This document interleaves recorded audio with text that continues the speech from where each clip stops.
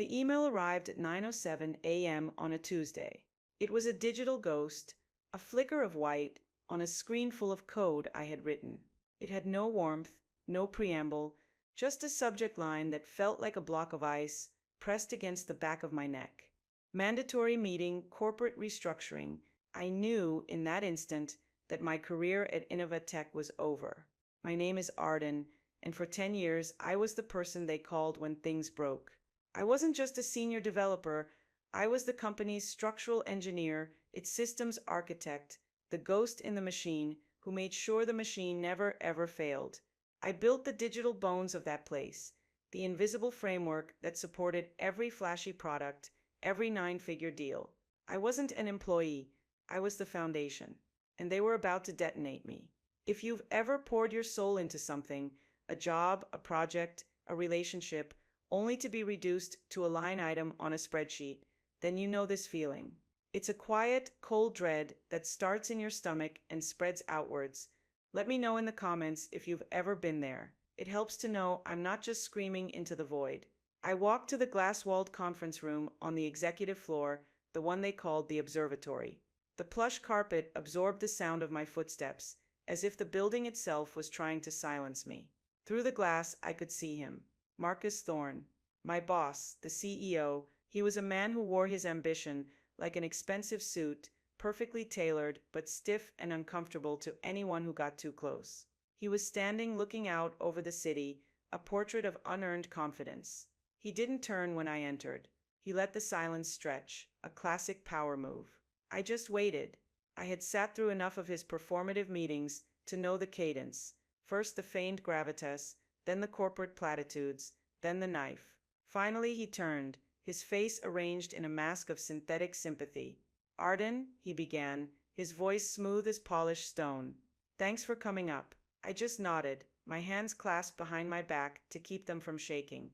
"As you know," he continued, pacing slowly, "the market is shifting. We need to be agile, dynamic. We're restructuring to better align with our forward-looking goals." It was a sentence so perfectly devoid of meaning, it could only have been written by a committee of consultants. I kept my expression neutral. I had written the code that powered the analytics platform he was using to justify his forward-looking goals. I knew our profit margins to the fourth decimal place. We weren't struggling. We were soaring. He stopped in front of me, his gaze flicking for a moment to a spot just over my shoulder, as if he couldn't quite bring himself to make direct eye contact. "With the company moving in this new, aggressive direction, we need team members who can give it their all, 110%, 24/7. You know the drill." The unspoken words hung in the air between us, thick and suffocating. "You, Arden, with your new baby. You, who just returned from maternity leave. You are no longer a 24/7's asset, you are a risk."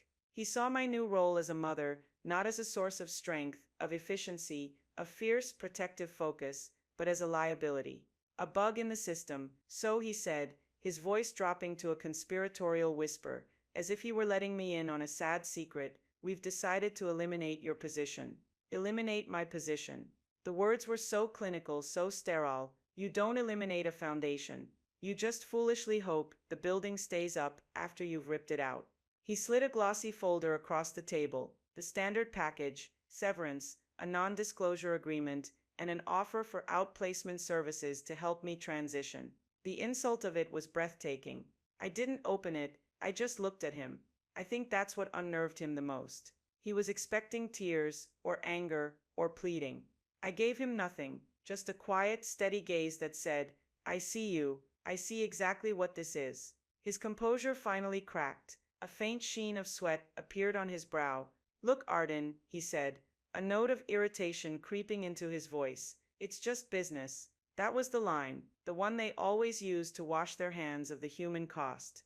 I finally spoke, my voice even, betraying none of the seismic shock that was tearing through me. "I understand, Marcus." I stood up, pushed the chair in neatly, and walked toward the door. I didn't look back. I didn't need to.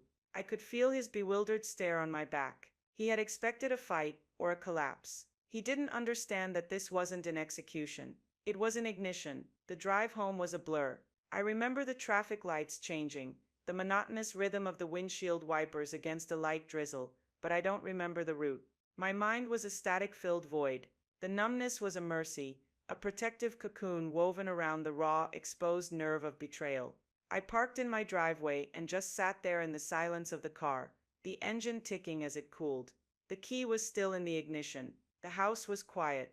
My husband was at work. The babysitter had left a note on the counter. Lily was down for her nap. I walked to her room and stood in the doorway, watching the gentle rise and fall of her tiny chest. She was 6 months old, a perfect, beautiful sleeping miracle, and in that moment, seeing her, the cocoon of numbness shattered.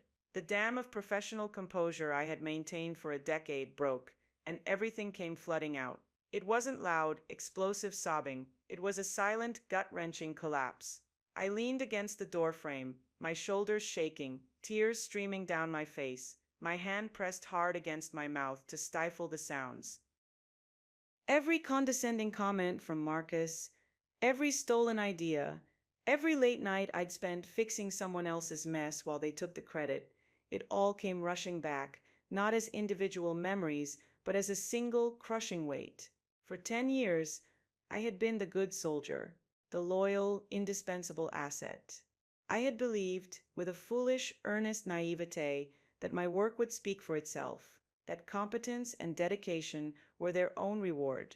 That night, sleep was a foreign country I couldn't enter. I just lay in the dark, replaying the last decade in my mind, searching for the precise moment the cracks began to form.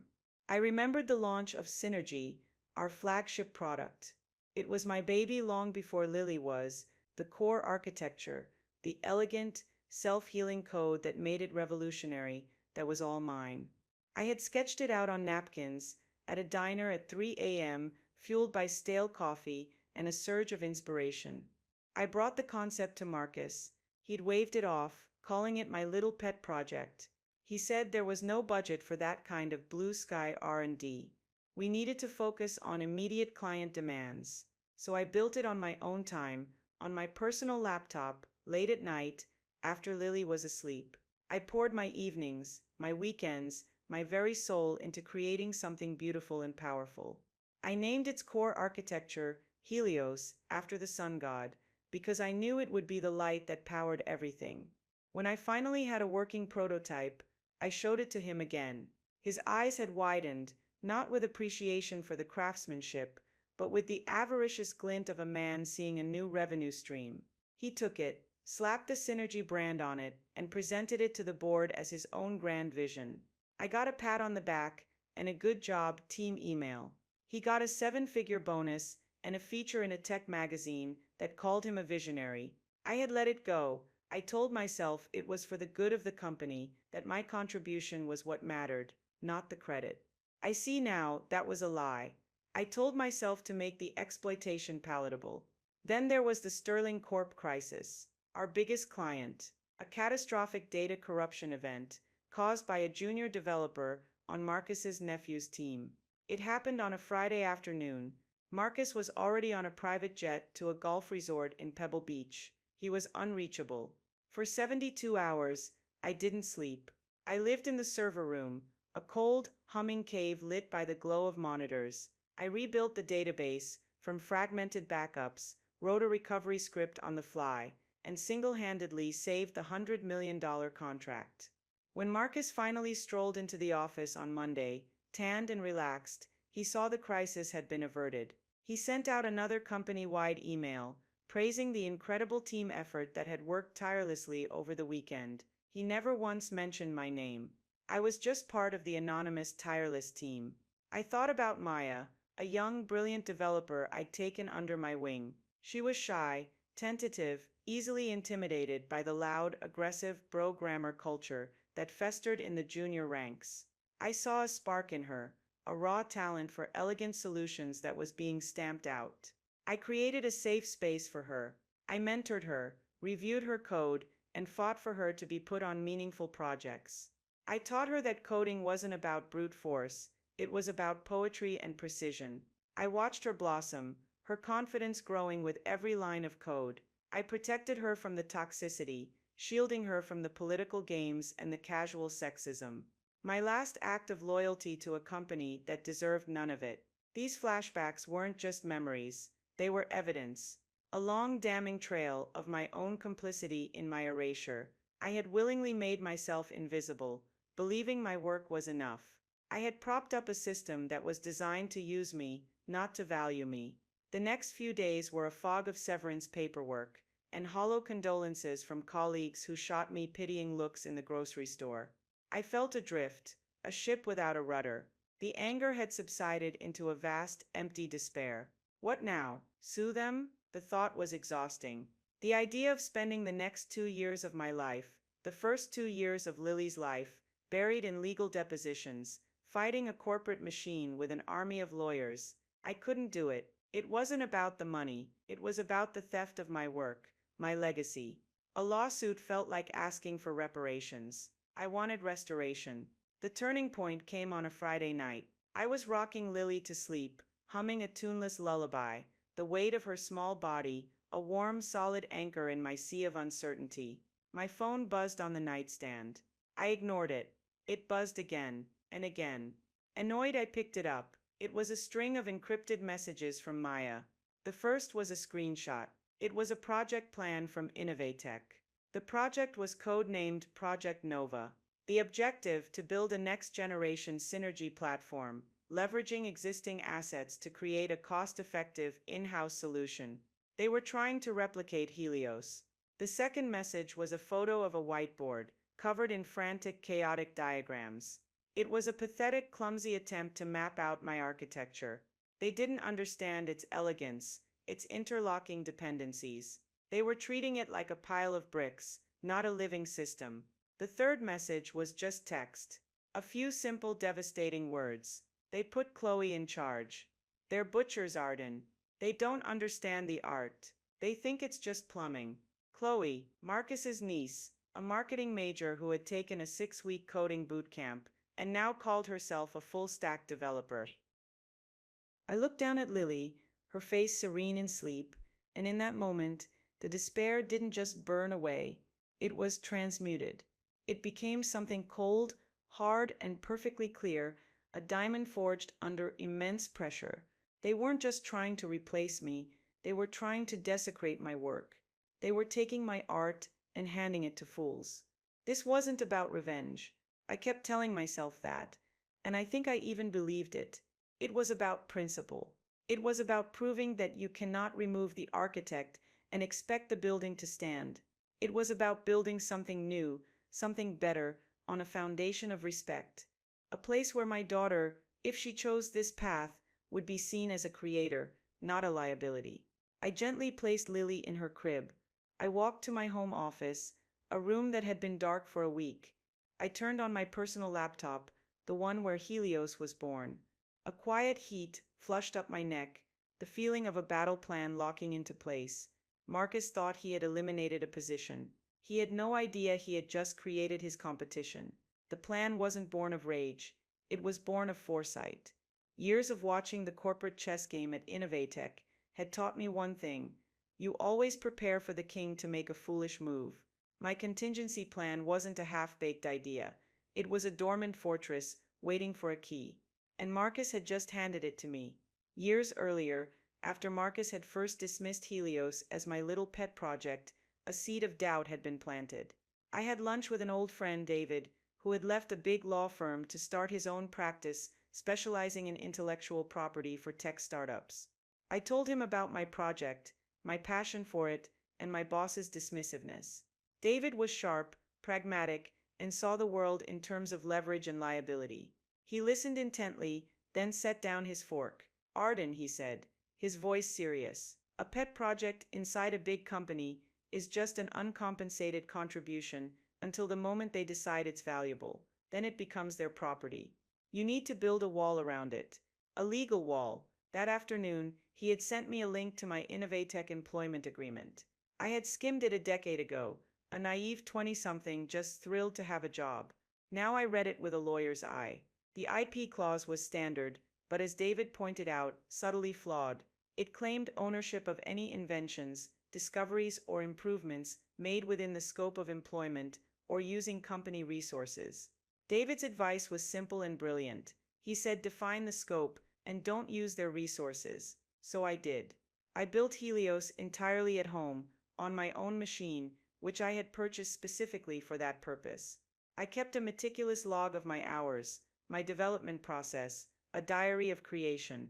The scope of my employment was to maintain and improve existing systems. Building a revolutionary new architecture from scratch was, I would argue, well outside that scope. It was my art, not my assignment, but David had pushed me further. Argument is for the courtroom, he'd said. Let's make it a fact. On his advice, 2 years before my dismissal, I had formed a limited liability company, a simple, quiet shell corporation.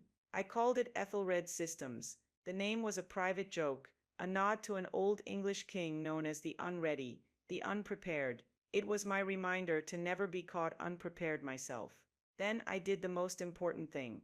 Working with David, I filed for copyrights and provisional patents on the core, unique components of the Helios architecture.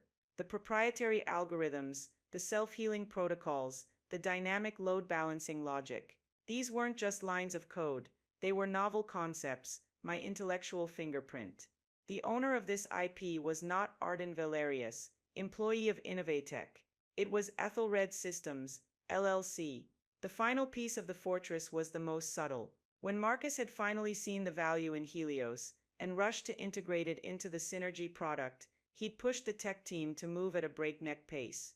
In the chaos, no one in legal or management bothered to do a deep dive into the platform's origins. They just saw my code, assumed they owned it, and told me to get it done. So I integrated it, but I did it as a licensed module.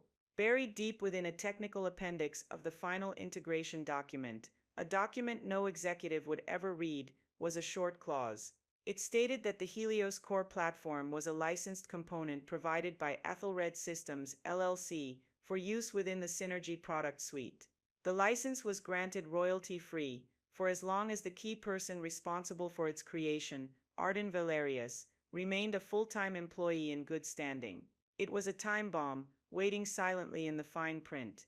And Marcus, in his arrogant haste, had signed the document without reading it. I had been loyal. I had given them my creation for free, but I had also built myself a parachute. Now it was time to pull the cord. My first call was to David. I laid out what had happened. There was a long pause on the other end of the line. Then I heard him let out a low whistle. Arden, he said, a note of genuine admiration in his voice. You didn't just build a parachute, you built a whole new airplane. With David handling the legal machinery, I turned my attention to my network. This was never going to be a solo flight. My true leverage wasn't just the code, it was the relationships I had built, the trust I had earned when no one was watching. My first and most crucial ally was Maya. She was my eyes and ears inside the crumbling castle. We set up a secure end-to-end encrypted channel. Her updates were a real-time feed of the chaos. She described the Project Nova meetings as a dark comedy. Chloe, Marcus's niece, would stand in front of the whiteboard, using buzzwords she'd clearly learned from a podcast, while the senior engineers who had once worked under me exchanged dead-eyed stares. They were trying to perform surgery with a sledgehammer. The system was becoming unstable. Minor bugs were cascading into critical failures. Client-side performance was degrading daily. Maya was terrified but resolute. I'm recording everything, she messaged me. System logs, error reports, Chloe's insane project directives. I'm building a timeline of incompetence. It felt wrong to put her at risk, but she was insistent. You taught me to build things right, she wrote. I can't stand by and watch them burn it all down. Her courage fortified my own. The subplot of her quiet rebellion was becoming a critical chapter in my own story. My next call was to a different kind of ally. Sarah Jensen, a vice president at Sterling Corp., Innovatech's largest and most prestigious client. Sarah was a force of nature, brilliant, demanding, and with a zero-tolerance policy for corporate nonsense. Over the years, we had developed a relationship that transcended the typical vendor-client dynamic. It was built on mutual respect. When there was a problem, she didn't call the Innovatech help desk. She called my direct line. I never gave her excuses or jargon. I gave her solutions. I remembered one time, a year prior, when they were facing a critical deadline for a new product launch. Innovatech's system was buckling under the load.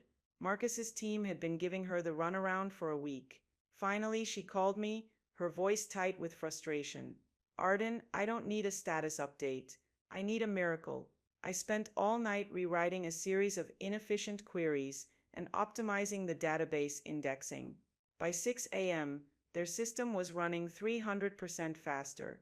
I sent her a simple email, try it now. She replied 2 minutes later, you're a magician. How much do I owe you? I replied, just keep being a great partner. That was the foundation of our trust. It wasn't in a contract. It was in the proof of performance. I didn't call her yet. It wasn't time. The first move had to be a formal one. But I knew that when the time came, I wouldn't be calling a client. I'd be calling a partner. Finally, I thought of the others. The quiet casualties of Innovatech's culture. Lena, a brilliant project manager who was constantly undermined because her meticulous planning was seen as slowing things down. Clara, a visionary UX designer whose elegant, user-centric designs were always dumbed down by marketing committees. A dozen other women, brilliant and dedicated, who were treated like cogs in a machine that was actively hostile to their talent. I didn't reach out to them. Not yet. I knew I wouldn't have to. I just had to build a better place, a lighthouse, and wait for the ships to see the beam. The plan was set. The pieces were in place. The legal fortress was secure. The allies were ready. The hidden leverage, the time bomb in the heart of their most profitable product, was ticking. I looked at the Athelred Systems logo on my laptop screen. A simple, elegant A, for Arden, for architect, for Athelred, the unready king. Marcus Thorne had no idea what was coming. He thought he had won a petty battle. He was about to find himself in a war he didn't even know he was fighting. And it wasn't about revenge. It was about restoration. The first move wasn't a dramatic confrontation or a fiery email. It was the quiet, deliberate stroke of a pen on a piece of paper. It was a single formal letter drafted by David and printed on the newly created Athelred Systems letterhead. It was addressed not to Marcus, but to Innovatech's board of directors and their chief legal officer. It was a notice of license termination for the Helios core platform, effective in 30 days. The reason cited was a clear breach of the key person clause in the licensing agreement. My termination. We sent it via a certified courier, requiring a signature upon receipt. There was a cold, clean finality to it. It was not an act of aggression. It was a statement of fact. A contract had been violated. A consequence was now in effect. I imagined the letter landing on the polished desk of the general counsel, a quiet, unassuming piece of paper that held the power of a controlled demolition. I didn't have to wait long to see the effects.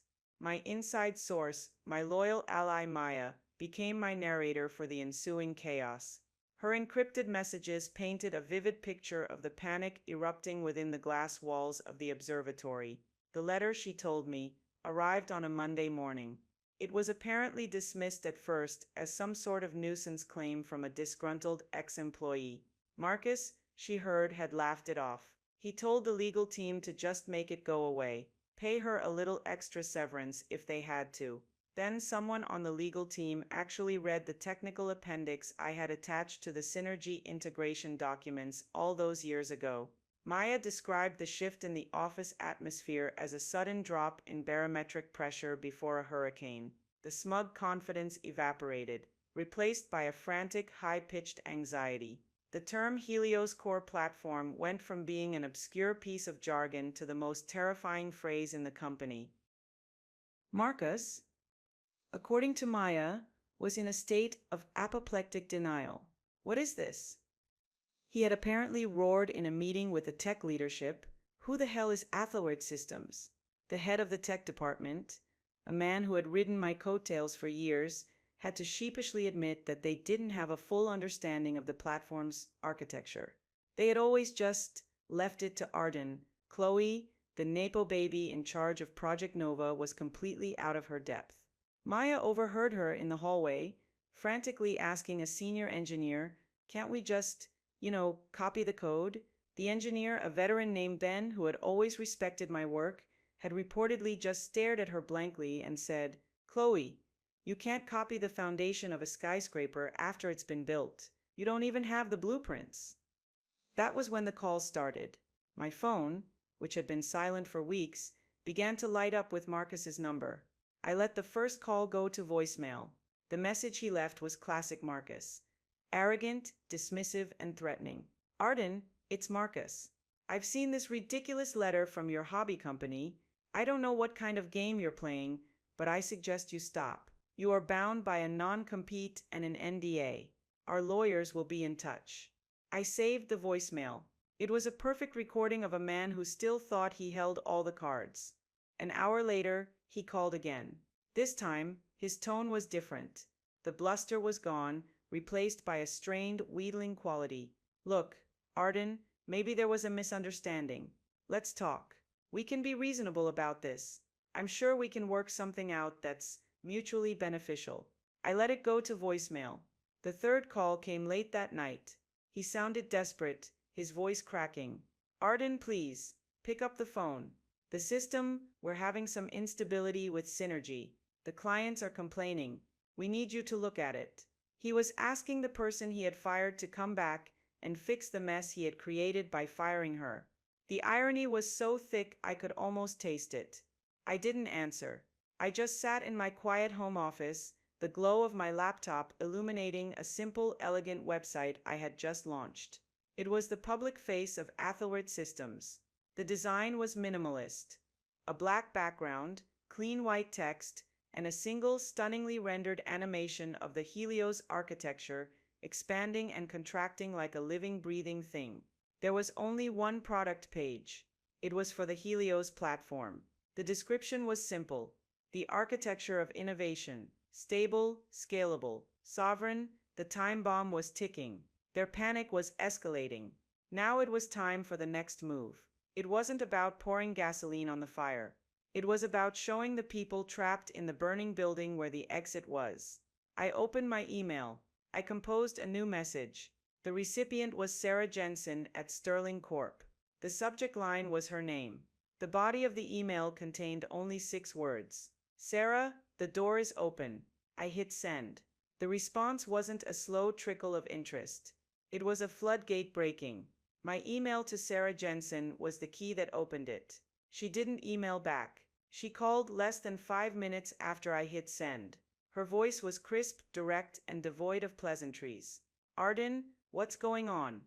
My team is reporting critical performance lags with Synergy. We're getting alerts every 5 minutes. I tried calling Marcus and got his assistant, who told me he was in an important meeting. I'm about to lose $1 million in transactions if this isn't fixed."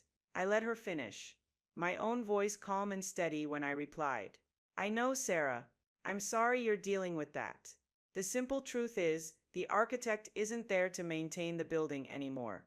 There was a pause on her end, then a sharp intake of breath as the pieces clicked into place for her. "They fired you, didn't they? That's why everything is falling apart."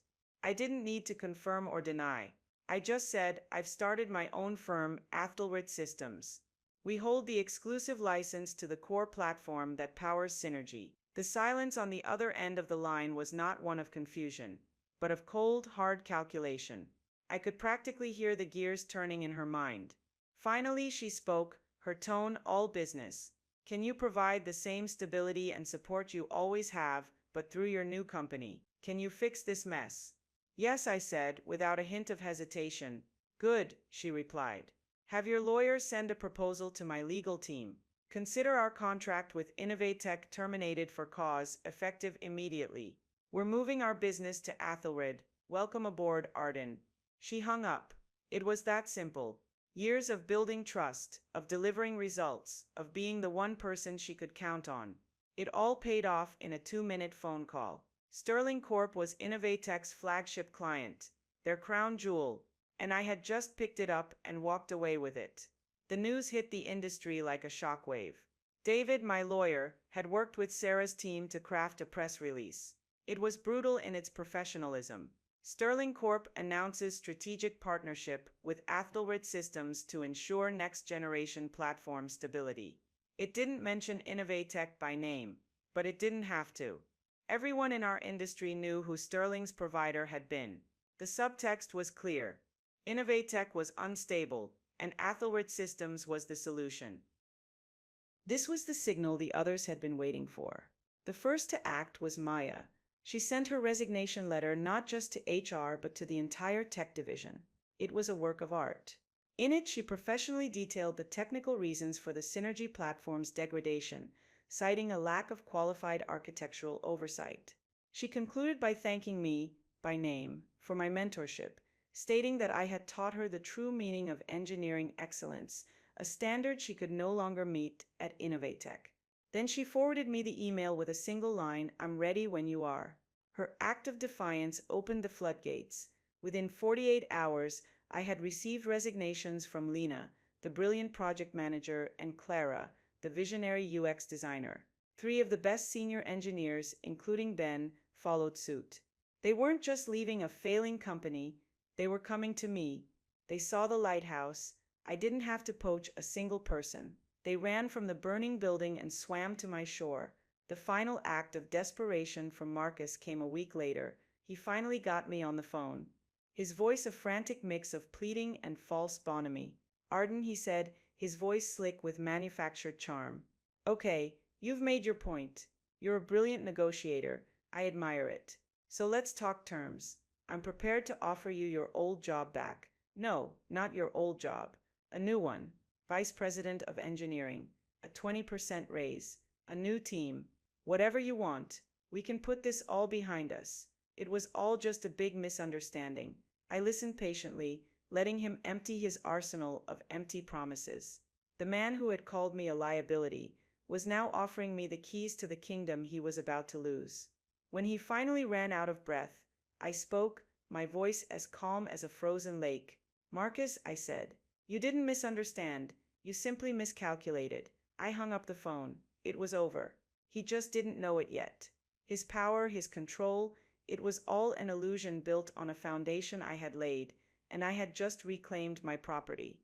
The final confrontation wasn't in a boardroom. It wasn't a dramatic showdown over a polished mahogany table. It happened, of all places, at a hotel coffee bar during a major tech conference in Austin a few months later. I was there with my new team, Maya, Lena, Clara, and Ben. We were Athelred Systems, the hottest new firm in the industry, fresh off signing our 3rd major client who had fled the wreckage of Innovatech. We were laughing, sketching out an idea on a napkin, the energy between us electric with possibility and mutual respect. Then I saw him. Marcus was sitting alone at a small table in the corner, nursing a drink. He looked diminished. The expensive suit was still there, but it seemed to hang off him. The arrogant posture was gone, replaced by a weary slump. He saw me, and for a moment I saw a flash of the old fire in his eyes. He stood up and walked over to our table, his path cutting a swath of silence through the crowded room. My team went quiet, their bodies tensing. I just looked up at him, my expression unreadable. "You," he hissed, his voice low and venomous. "You did this. You sabotaged my company. You poached my clients, my people." I took a slow sip of my coffee, letting the silence hang for a beat. I felt no anger, no satisfaction, not even pity. I just felt a profound sense of clarity. I set the cup down and met his gaze. "I didn't do anything to you, Marcus," I said, my voice even and clear, audible only to him and my team. "I just stopped doing things for you." His face crumpled, the anger, the blame, it all just dissolved, leaving behind the hollow shell of a man who had built his career on the work of others and now had nothing left. He had no response. There was nothing to say. He turned without another word and walked away, disappearing into the crowd. That was the last time I ever saw him. A few weeks later, an industry news alert popped up on my phone. Innovatech CEO, Marcus Thorne steps down amidst shareholder revolt and plummeting stock price. The article cited the loss of key clients and a failure to retain top-tier technical talent as the primary reasons. He wasn't fired for the injustice he did to me. He was fired for the consequences. He was a casualty of his own incompetence. The system, in its own slow, impersonal way, had corrected itself. It was never about revenge. It was about balance. My new reality is quiet. It's the steady, focused hum of our new office, a bright, open space filled with natural light. It's the sound of collaborative problem solving, of respectful debate, of laughter. There are no glass-walled offices here. My desk is out on the floor with everyone else's. We have flexible hours, not because it's a trendy perk, but because I trust my team to be professionals and to manage their own lives. We have childcare stipends and generous parental leave for mothers and fathers. Maya is now leading her own team, developing a new product that will push the boundaries of what Helios can do. She's confident, authoritative, and one of the most brilliant engineers I've ever known. Lena and Clara are finally able to execute their visions without interference, and our clients are ecstatic. We are building something that is not only profitable, but also humane. My vindication isn't a framed newspaper article about Marcus's downfall. It's the small, everyday moments. It's seeing the relief and creativity on the faces of my team.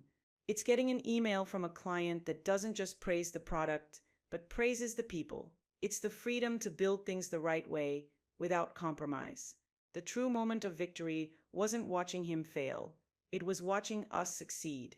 It was proving that a company built on a foundation of empathy, respect, and trust isn't just a nice idea.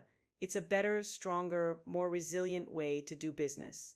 He thought the old way was the only way. We're showing the entire industry that he was wrong. In my new office, on the wall behind my desk, there isn't a photo of me shaking hands with some important client. There's a large, framed architectural print. It's the core schematic for the Helios platform, its elegant, branching logic rendered in clean white lines against a deep blue background. It looks like a star map, or the neural pathways of a brain. It's a piece of art.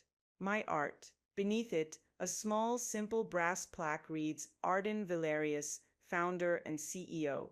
Sometimes, in the late afternoon when the office is quiet, I'll bring Lily in. She'll play in a little playpen I have set up in the corner, babbling at the light dancing on the walls. I look at her, then I look at the schematic on the wall, and I look at the team of brilliant people working, not out of fear, but out of passion. And I understand something I never did before. They told me that becoming a mother would be a liability to my career. They saw it as a distraction, a division of my focus. They were profoundly wrong. Motherhood was the catalyst. It gave me a clarity of purpose I never had when I was just a loyal soldier. It burned away all the trivialities, the office politics, the desire for approval, the fear of rocking the boat. It left only what was essential, the desire to build something lasting, to create a future, not just a product, to build a world I would be proud for my daughter to inherit. This story, it isn't just my story, it's the story of anyone who has ever been overlooked, underestimated, or erased. It's for every woman who was told she was too aggressive for asking for what she deserved, or too emotional for pointing out an injustice. It's for anyone who has ever had their name left off a project they bled for. Your value is not, and never will be, determined by those who cannot see it. It is not defined by their limited vision or their narrow expectations. Your value is determined by what you build, by the quality of your work, by the integrity of your character, by the legacy you choose to create. They can take your job, they can steal your credit, they can close a door in your face, but they cannot take your talent. They cannot take your resilience. And they cannot stop you from building a new door, a better door, and walking right through it. So if this story resonated with you, if you've ever had to build your own table because you weren't offered a seat at theirs, do me a favor and give this video a like. Share it with someone who might need to be reminded of their own power. And please, leave a comment below. Tell me about a time you were underestimated.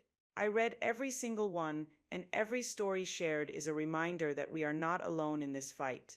It's a reminder that our voices, together, are a force. And don't forget to subscribe for more stories about turning the tables and building something better. Thank you for listening.